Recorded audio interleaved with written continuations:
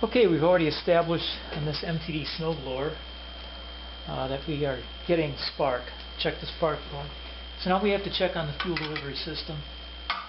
So what I'm going to do is loosen this 5/16 screw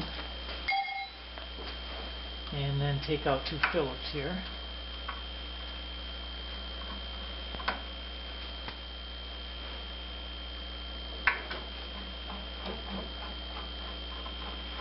Okay, one more thing that we have to take a look to get a look inside here is pull off this knob.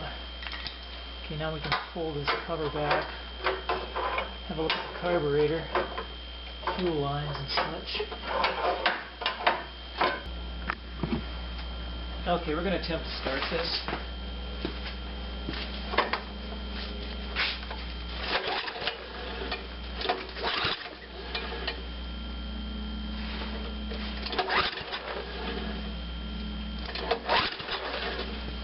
I'm hitting the primer. Now you can see the gas coming out.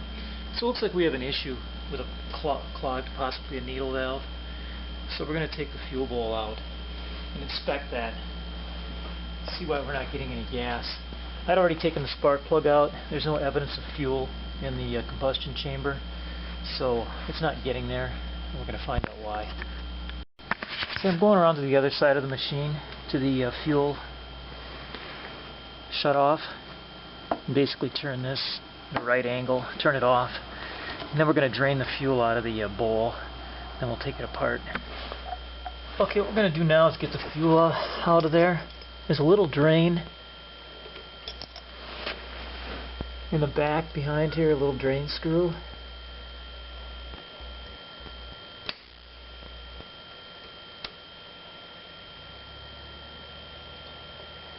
And I'm using a little pick to get this.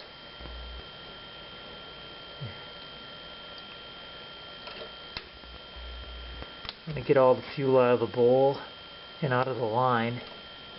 So now we can take the fuel bowl out without making a big mess and dangerous gasoline spill.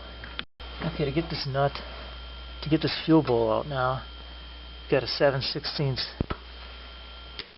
nut to remove.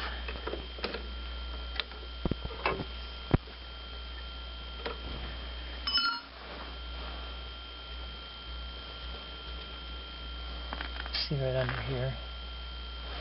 I'm blocking it with my hand, of course, but can't really be helped. So this is the needle valve.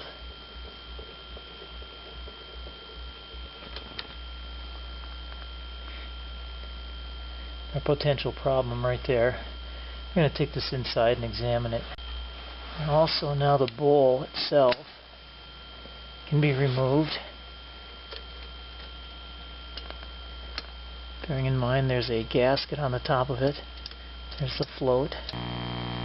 So here the components are. And there are several holes, very fine lines through here. And I'm checking them to see if they're plugged up. This one on the bottom is larger, and it does not appear to be plugged up. Okay, since this has never been serviced, I'm going to take it apart. Now this bottom needle valve here, I'm measuring this out here, so I put it back in exactly the same.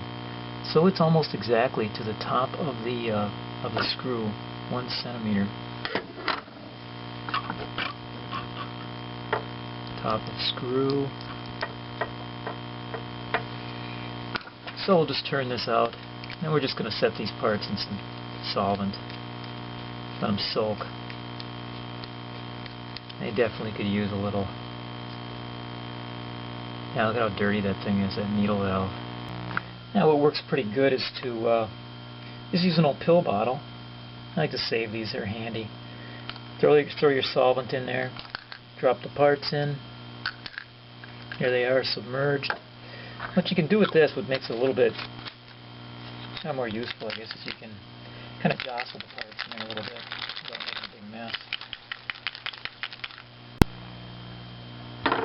Okay, then what I'm doing is cleaning out the bowl a little bit. Got some solvent on a Q-tip. I get some of the buildup out of the inside of this bowl. The bowl's not really all that bad, but As long as we have it out of there, let's clean it up and make it look nice. Okay, we've had this soaking for a while in a solvent, and I can now get my wire through. I had trouble at first. Now it goes, and it's probably going to be hard to see, but it's coming all the way down there. Okay, I've got these cleaned up, so we'll reassemble them now. Again, I was going strictly by measurement. 1 centimeter. I'll put it back exactly the same as it was. I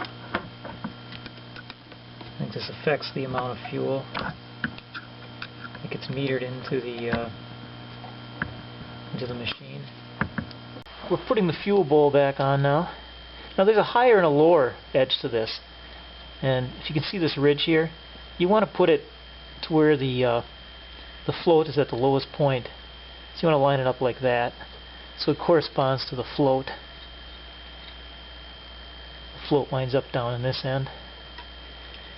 Now make sure your gaskets are in there again.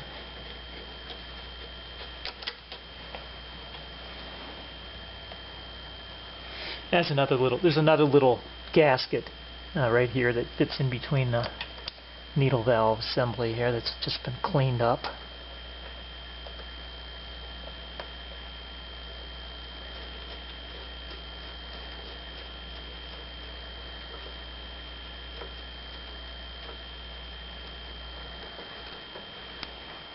Now make sure everything is seated all the way around.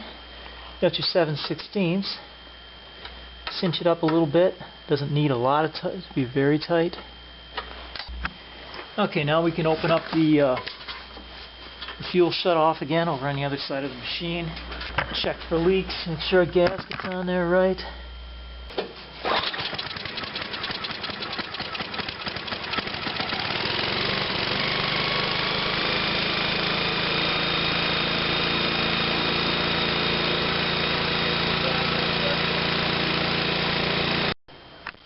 We're back in business. So let's just put this carburetor cover back on. We will put our choke knob on.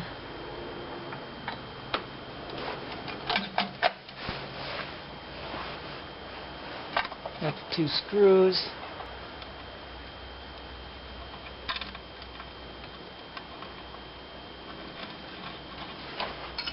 And the 7/16. I should say the 5/16 screw on the top.